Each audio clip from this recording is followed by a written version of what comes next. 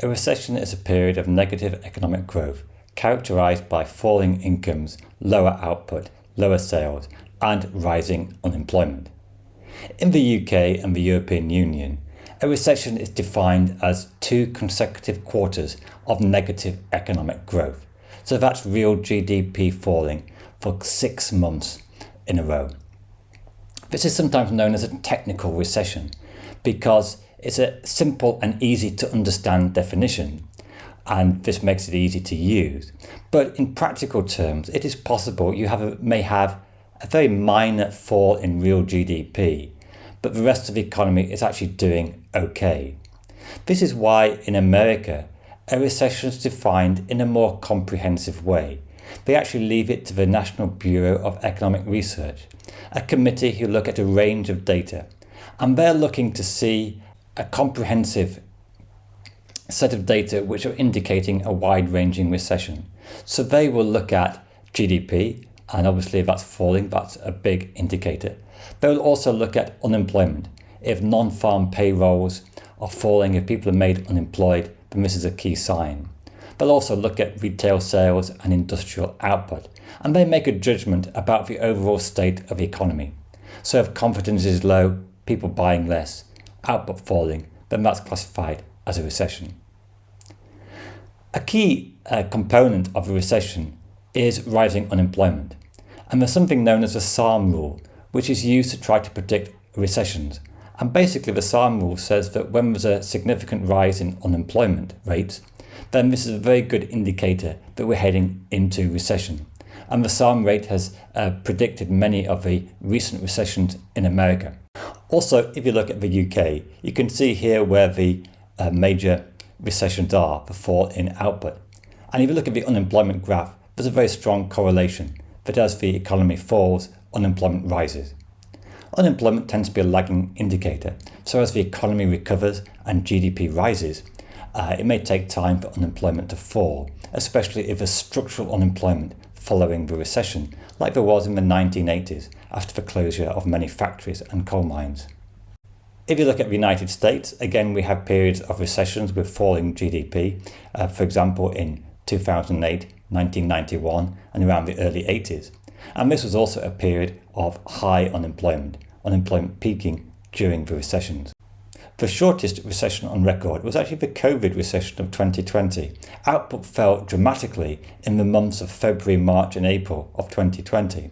But the NBER found that that was a trough in April 2020 and the economy recovered.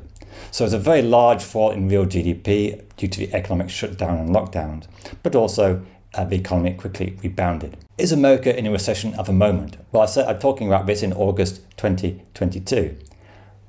And there are signs that GDP has fallen in the Q1 and Q2 by 1.6% at an annualized rate in Q1 and 0.9% in Q2. So again, this is a technical recession. But it's very unusual times post-COVID because whilst there's a technical fall in GDP, employment is doing very well, record jobs growth. And some sectors of the economy like travel and leisure are rebounding quite strongly. And of course, with America, there's always a huge geographical differences between different states.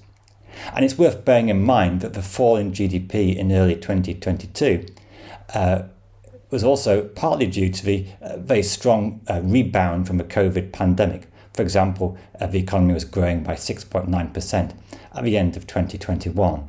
So sometimes the economy is just readjusting to all the big adjustments of COVID. And it may well be that in future months, the American economy does slide into recession.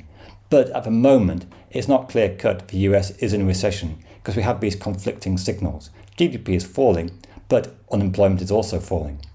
And it'll be interesting to see what happens, whether unemployment continues to fall, whether consumer confidence regains its strength, and whether firms are keen to start investing again. What is the definition of a depression? Well, the US President Harry S. Truman famously quipped, "A recession is when your neighbour loses his job. A depression is when you lose your job." And although there's no widely agreed definition of a depression, it basically is a very deep, long-lasting and severe recession. So for example, a fall in GDP of over 10% and a rise in unemployment to at least 15, if not 20%. And so obviously the big depression in the US lasted from 1929 to around 1932. And in fact, although the economy recovered in the mid-30s, the evidence of the depression really lasted for a whole decade as unemployment never recovered to full employment until the Second World War. So recessions can be avoided to some extent by the use of fiscal and monetary policy. For example, the central bank can cut interest rates. At the moment, that's quite difficult because we have both inflationary pressures and low growth. So here in the UK, the Bank of England have been increasing interest rates because they're worried about inflation, despite knowing this will cause a recession. So it's a very difficult balancing act for central banks. But anyway, recession is basically bad news. It's lower incomes, lower house prices, lower industrial output, rising unemployment, and increased economic stress. And the worst kind of recession is perhaps what the UK is having now, or will have very soon, which is lower output but also high inflation. So consumers and households are really getting squeezed by falling incomes and rising prices. In a future video, I'm going to look at the causes of recession. Why do recessions occur? And look at all the different historical examples of why that recession happened. So I hope you subscribe and don't miss any exciting new videos on economics and all the latest happenings in the world of economics. But thank you for watching. Au revoir.